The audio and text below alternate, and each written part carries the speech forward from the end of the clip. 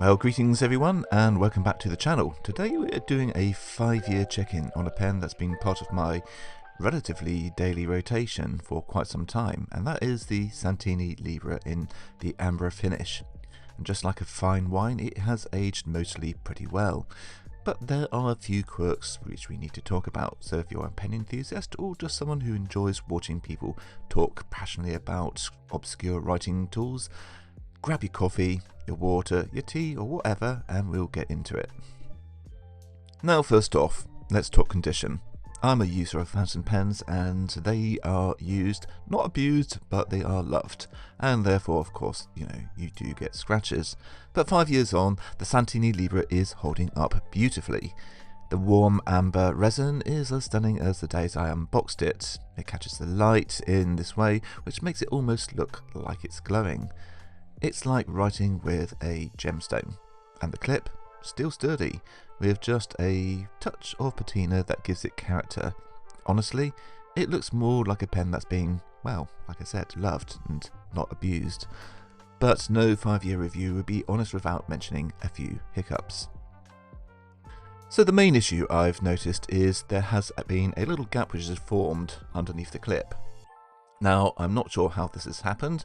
Maybe it's from years of clipping onto a shirt pocket or onto pen loops, but here's the thing, that gap has become a bit of a rogue ink escape route. Yes, I've had a couple of unfortunate incidents involving mysterious ink stains on my shirt pocket, and quite frankly nothing says professional like turning up to a meeting with an ink stained pocket. Fortunately it wasn't red, so there is that. Now, I haven't mentioned this to Santini, but judging by their previous experiences, I would have no doubts that they would be able to solve this particular problem. And that leads me on to actually a little story about when I first got this fountain pen. If you saw my review of this fountain pen about 5-6 years ago, you would remember perhaps that I didn't have necessarily the best experience to start with the ownership of the pen, but fortunately the customer service was absolutely fantastic. Essentially the pen wouldn't keep up with writing under flex, the feed just needed to be tuned, and sent it back with a free bottle of ink and a pen pouch, and I had a fully working pen with no qualms, no issues and no defensive nature, which unfortunately, like some other Italian brands, I have suffered from. So rest assured, if you do ever have an issue with your Santini, reaching out to Catherine is an absolute joy. She's a wonderful human being, and you know what? I will be getting another Santini in the future, but it's going to be something special, so do wait out for that. So let's talk about the real star of the show, and that is the nib. The nib is gorgeous, made in house. Absolutely fascinating process to watch a nib being formed, if those sort of things fascinate you, but it's one thing which really sets Santini apart from pretty much any other Italian manufacturer on this particular scale. Santini, they're not a small operation, but they're certainly not the largest in Italy. They don't get as much recognition, I don't think, as Leonardo, which reportedly make in-house nibs. I don't quite know to what extent they make in-house nibs, because that can be quite liberal with the truth at times. But rest assured, Santini do make everything in-house, and oh boy, these nibs are absolutely fantastic. They are beautifully stamped, they write absolutely fantastically, and this soft fine nib which I have, it's got just a smidge of bounce just to act as a bit of a shock absorber. It's not really meant for, I think, like ultra flex writing, which they do actually offer a nib for. But yeah, this is an absolute joy to use, and that's what makes me, pick up this pen, is the writing experience. And of course, there's no skips, there's no hard starts. The ink flow is just absolutely perfect. I think the only thing which I would maybe say about the nib is perhaps the unit, and it would be lovely that it had a screw-in unit just to make for maintenance a little bit more easier for the user.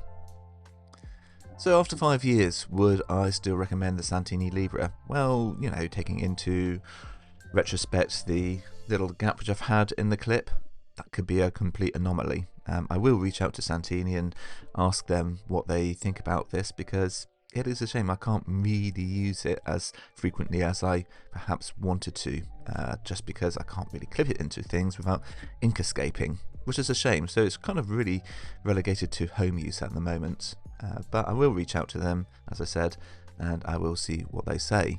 But yes, I would absolutely recommend buying a Santini Libra. I think Santini make fantastic products. The only downside is that currently, as far as I'm aware, they don't have a smaller pen for smaller hands. They are generally quite oversized pens as they stand, but they are wonderful, they are comfortable writers, and they come in a range of different acrylics, ebonites. They even have some hand painted pens at, I think, to be relatively reasonable prices, considering the work and effort which goes into the manufacturing of those particular pens. There is a whole cornucopia range of nibs to choose from. You've got soft fine, you've got super flexi, you've got fine, extra fine, medium, broad, and then you've got the different grinds you can have put on those as well. This is the beauty of having in-house nib manufacturing, where the technicians can tune those nibs to your specification. There's not a huge amount of companies out there which really offer this from the source, and yeah, with the excellent customer service, I have to say Santini is still one of the best Italian pens you can buy. So that about leaves it for today's video. If you have any questions about the pen, please do ask them down in the comments section below, or do head over to Santini's website, reach out to Catherine on Instagram on the Santini account, and they will be delighted to answer any of your questions. So that's about it for today. Thank you for listening. Anything left for me to say is don't forget to like, comment, subscribe, all that good stuff, and I shall see you in the next video. Till then, stay safe and goodbye for now.